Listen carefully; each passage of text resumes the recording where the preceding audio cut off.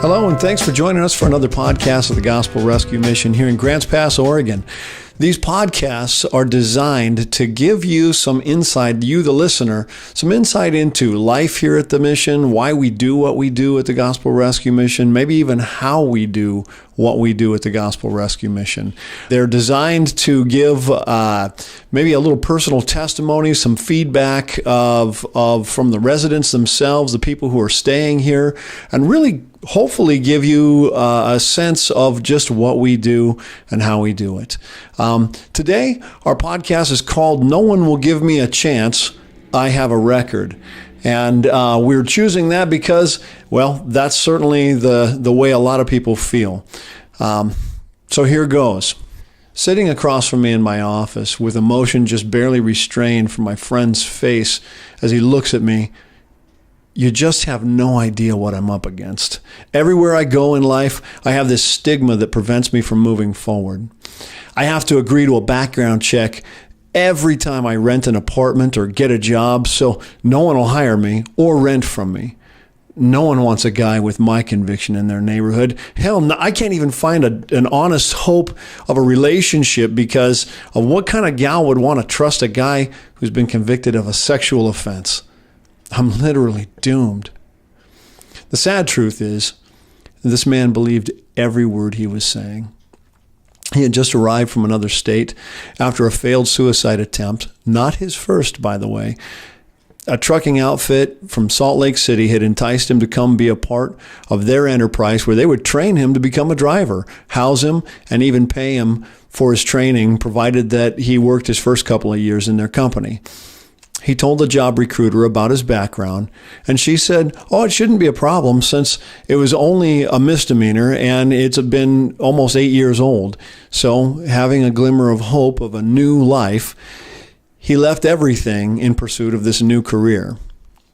After successfully completing several weeks of tests, he was called into an office where he was told that because of his background check, they had to let him go. Apparently, there was a zero-tolerance corporate policy that the job recruiter neglected to address regarding his kind. All that hard work for nothing. Another reminder that no one will ever see me as a man again. I'm nothing more than a label.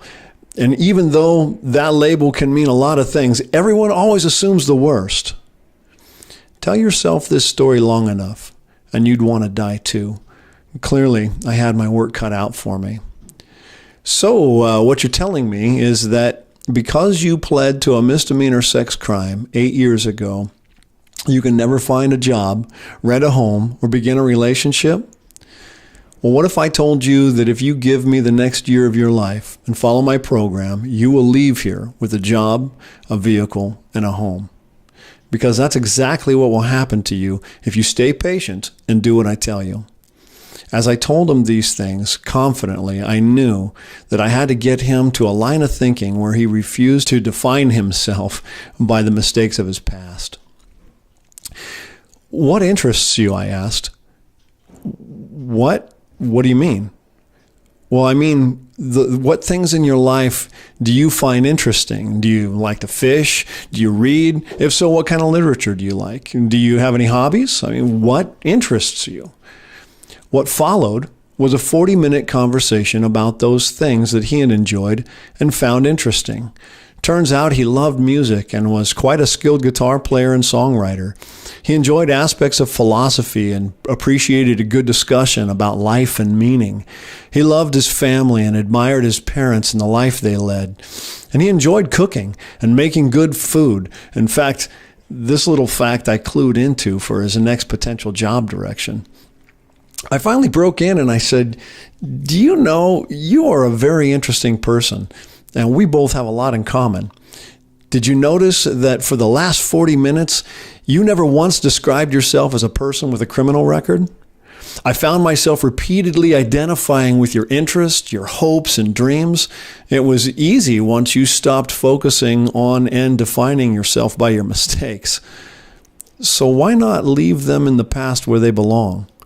Why not start all relationships by talking about what truly has made up far more of your life and who you are? Now, it was faint, But suddenly, when I looked in the man's eyes, I could see a spark of hope. Over the next year or so, I would have many more conversations with my new friend as he committed to the process, and I was able to prove my challenge to him. He left the mission with a job in a kitchen and a vehicle and an apartment.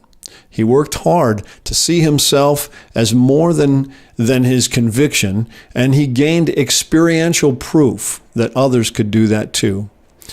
People were willing to give him a chance, but he had to recognize that there was a man inside him that was worth the risk and make the decision that that is going to be his new conviction.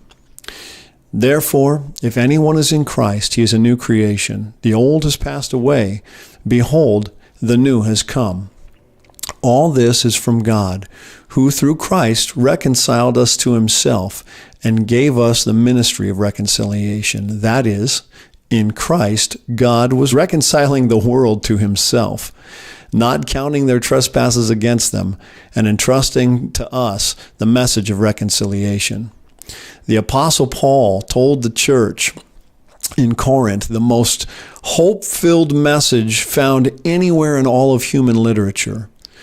In this journey, you will hear the variations of this theme repeated in different ways. But for now, let's just settle on this. There's more to you, listener, than your mistakes. And if you're willing to stop dragging them into your present, then we can move forward. That's another podcast of the Gospel Rescue Mission. I hope that you found it interesting and hopeful. If it's something that you think would resonate with somebody you know, have them check us out on Facebook or grantspassmission.org. We'd love to hear from you. Certainly drop us a line and let us know what you think. God bless you and have another great day.